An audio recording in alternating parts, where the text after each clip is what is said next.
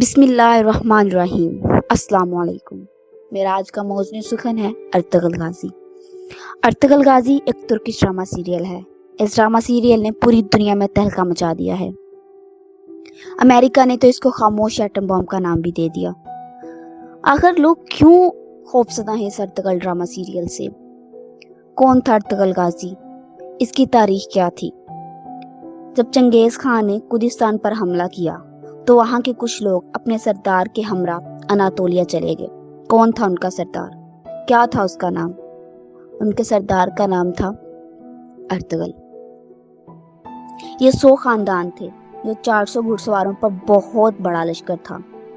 Anatolia کے علاقے پر اس وقت سنجوتی سلطنت قائم تھی، جو کہ بار بار اس وقت کی سپر پاور یعنی کہ رومی فوج اور تاتاری یعنی کہ چنگیز خان کے حملوں کی وجہ سے بہت کمزور ہو چکی تھی۔ سلطان ارسلان نے اس سلطنت کی بنیاد رکھی۔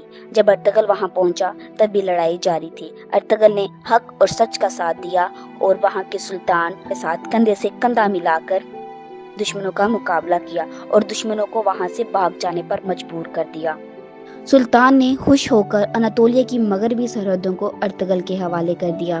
ارطغرل علاؤالدین کے ساتھ ہر بغاوت کے خلاف جنگ کرتا، مگر خود اس نے کبھی بغاوت نہ کی۔ وہ ایک بہت وفادار اور بہادر انسان تھا۔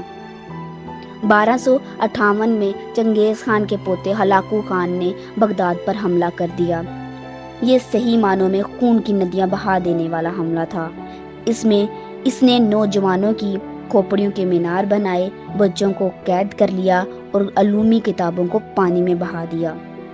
اسی سن یعنی کہ 1258 میں ایک لڑکا پیدا ہوا جس کا نام عثمان رکھا۔ یہ اپنے والد کی طرح ہی بہادر، وفادار اور عقل مند تھا۔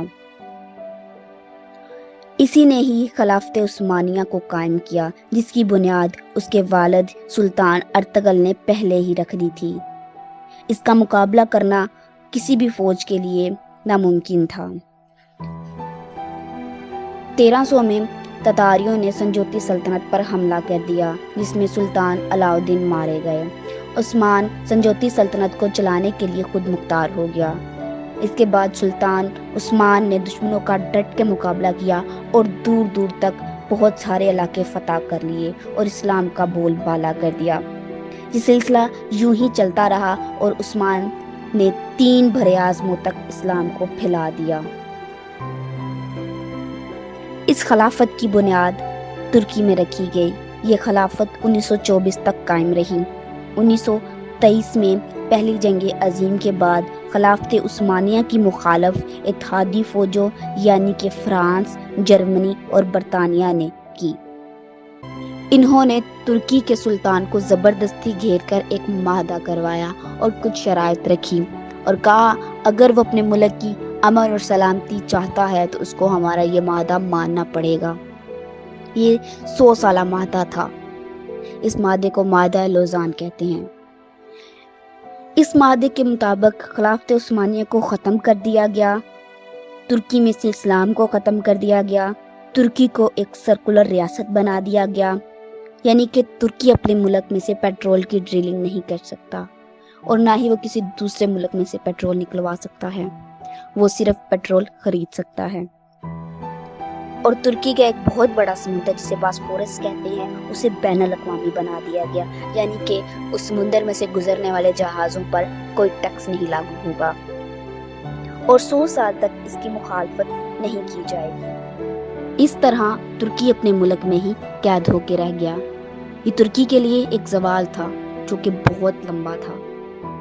وہ کہتے ہیں نا کہ زوال کو بھی زوال ہوتا ہے۔ یہ معاہدہ بھی ختم ہونے کے قریب ہے۔ 1923 میں شروع ہوا تھا اور 2023 میں ختم ہو جائے گا۔ پھر ترکی کیا کرے گا؟ ترکی وہ تمام کام کرے گا جس پہ پابندی لگا دی گئی تھی۔